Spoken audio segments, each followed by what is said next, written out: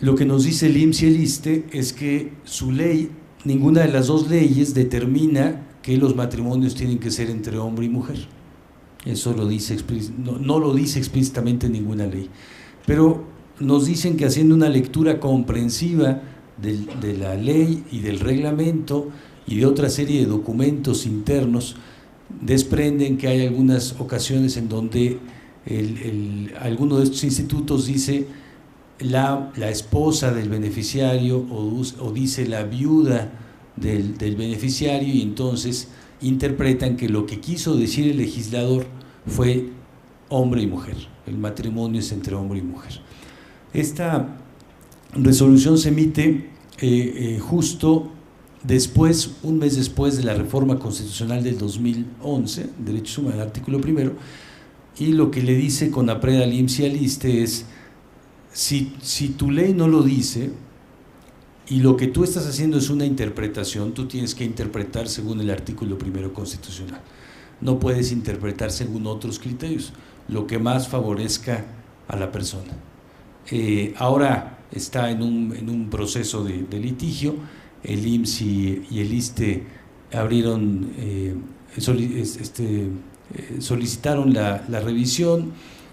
han interpuesto una serie de recursos. Ahora el ISSSTE interpuso un juicio de nulidad, el IMSS ya no, y entendemos que hay con el cambio de administración hay una lógica distinta. Va a haber un desistimiento del proceso judicial y va a haber una interpretación para hacer el registro. Un caso de la Suprema Corte, apenas del noviembre del 2012, se prohíbe la discriminación en la contratación de seguros a personas con discapacidad. Aquí hay dos situaciones. Un caso,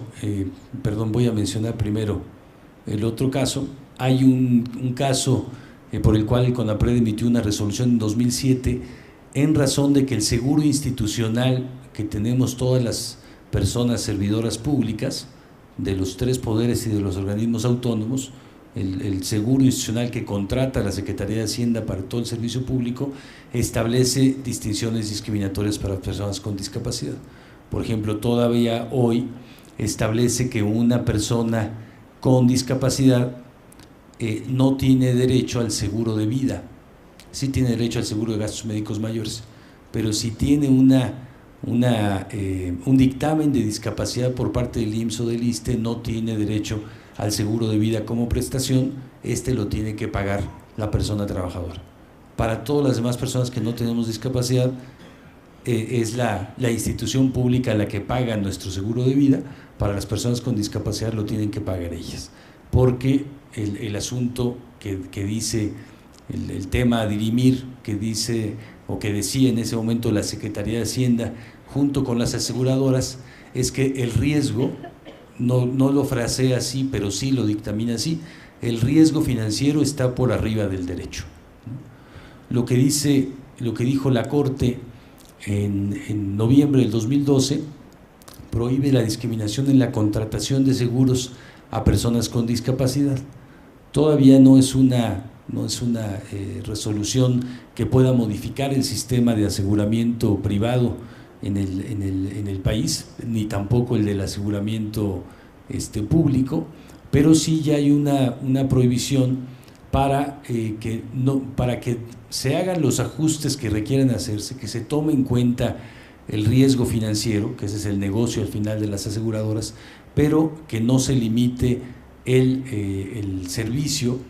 que deben de tener las personas al aseguramiento, cualquier tipo de seguro de vida, seguro de gastos médicos mayores, en razón de tener una discapacidad. En Argentina, ante la dificultad que había de modificar la ley de seguros, se hizo una ley distinta, se hizo una ley para los seguros de las personas con discapacidad, que es una forma de crear,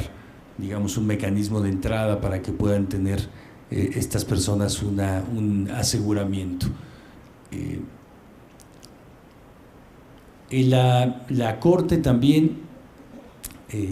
estableció de manera unánime el reconocimiento legal de las bodas entre las personas del mismo sexo en todo el país. Bueno, también saben que esto tiene como antecedente la declaración de constitucionalidad en el 2010 de los matrimonios entre personas del mismo sexo, incluso del derecho a la adopción, a partir del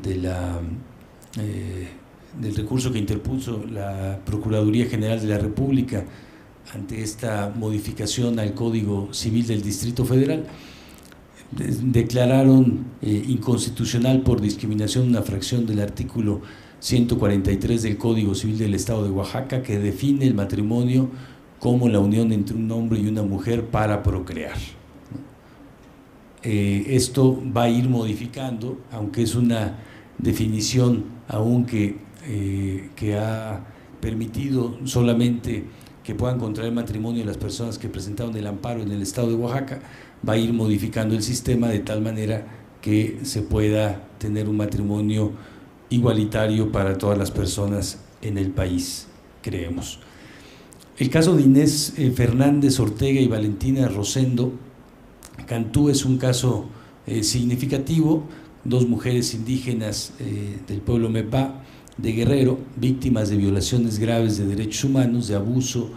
de violación y de una enorme cantidad de violaciones al debido proceso. Como saben, se agotaron las instancias en México, el caso llegó a la Comisión Interamericana, el caso se fue después a la Corte Interamericana de Derechos Humanos y hubo una sentencia al Estado mexicano en donde se aducen no solamente una responsabilidad del Estado, sino se aduce básicamente que hay una situación que sustenta esta violación a los derechos de Inés y Valentina en la discriminación hacia ellas, discriminación de género, discriminación racial, clasismo y también además un abuso de autoridad. Este caso es relevante no solo por lo que contiene, como los elementos que están contenidos en el caso, la falta de acceso a la justicia, la negación del derecho a la salud, la falta de mecanismos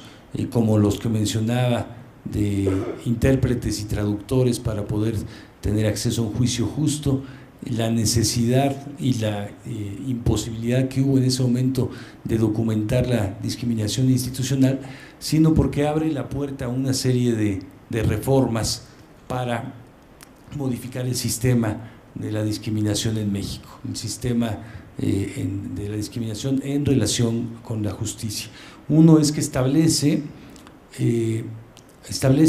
la necesidad de resoluciones de reparación a nivel individual, colectivo y estructural. En cuanto a las estructurales, como es una sentencia del Estado mexicano, como saben, se ha pedido modificaciones legales, se ha pedido capacitación a funcionarios públicos y se ha sentenciado también a mecanismos de reparación del daño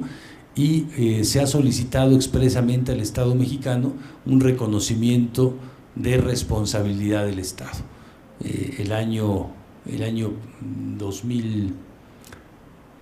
pasado, el año 2012, tuvimos dos actos de reconocimiento de responsabilidad. El secretario de Gobernación hizo dos actos, uno en el estado de Guerrero y otro en la Ciudad de México, reconociendo la responsabilidad que tuvo el Estado mexicano de discriminación, de violación a los derechos humanos y de violación específicamente al debido proceso para Inés y Valentina. Hay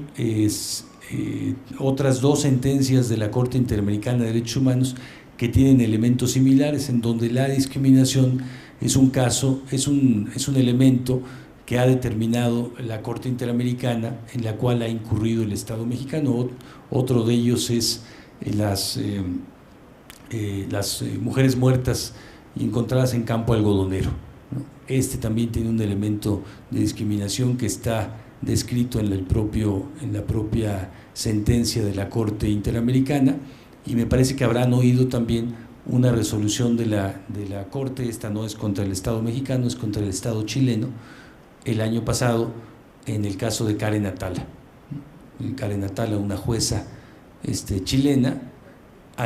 una jueza chilena que es lesbiana, y a la cual le es retirada la custodia y la patria potestad de sus hijas en razón de su preferencia sexual, ¿no? La jueza hizo el proceso al interior también del sistema judicial chileno, llegó a la comisión, llegó a la Corte Interamericana y ahora la Corte no solo le da la razón, emite una sentencia contra el Estado chileno, sino define una serie de modificaciones que se tienen que hacer a nivel estructural para evitar la discriminación. Y en este punto, con este punto quisiera terminar esta parte de la intervención. Las sentencias judiciales, en particular las de la Suprema Corte de Justicia, perdón,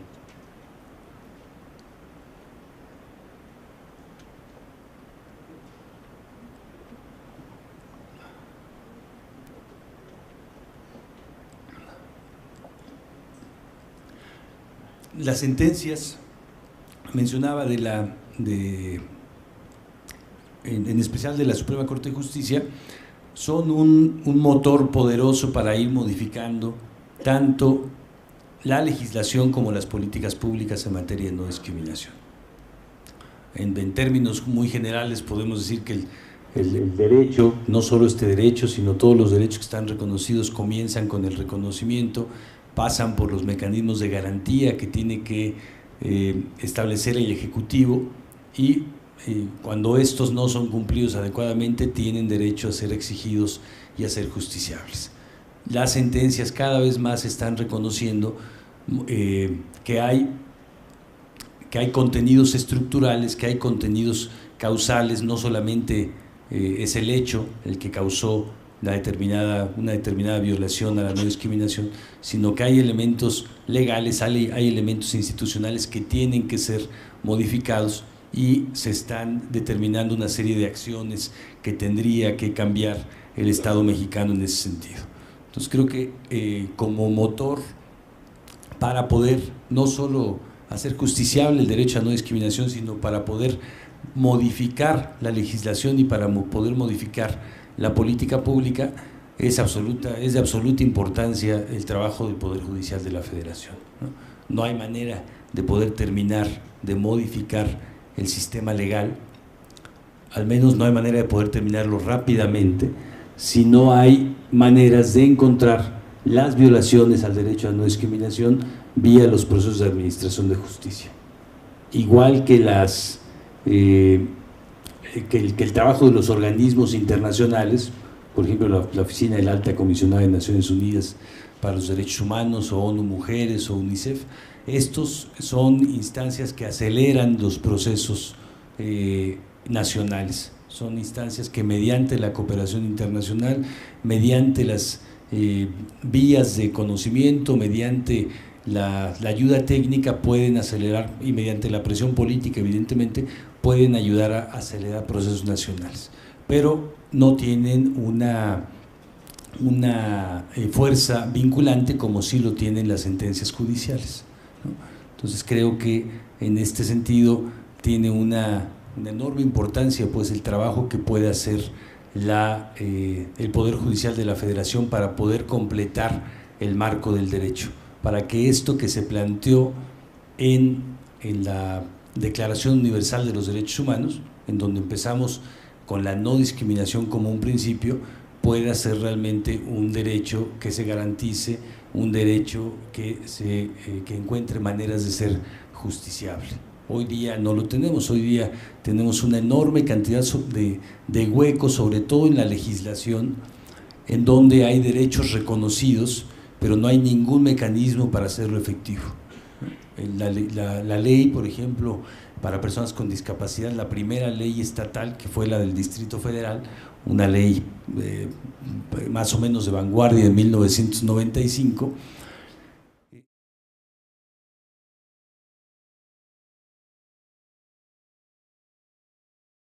la esposa del beneficiario o dice la viuda del beneficiario, y entonces interpretan que lo que quiso decir el legislador fue hombre y mujer, el matrimonio es entre hombre y mujer. Esta resolución se emite justo después, un mes después de la reforma constitucional del 2011, derechos humanos, el artículo primero, y lo que le dice CONAPRED al IMSS y al ISSSTE es: si tu ley no lo dice y lo que tú estás haciendo es una interpretación, tú tienes que interpretarse una resolución en 2007 en razón de que el seguro institucional que tenemos todas las personas servidoras públicas de los tres poderes y de los organismos autónomos, el seguro institucional que contrata la Secretaría de Hacienda para todo el servicio público, establece distinciones discriminatorias para personas con discapacidad. Por ejemplo, todavía hoy establece que una persona con discapacidad no tiene derecho al seguro de vida. Sí tiene derecho al seguro de gastos médicos mayores, pero si tiene según el artículo primero constitucional, no puedes interpretar según otros criterios, lo que más favorezca a la persona. Ahora está en un proceso de litigio. El IMSS y el ISSSTE abrieron,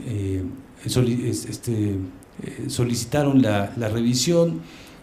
han interpuesto una serie de recursos. Ahora el ISSSTE interpuso un juicio de nulidad, el IMSS ya no, y entendemos que hay con el cambio de administración hay una lógica distinta, va a haber un desistimiento.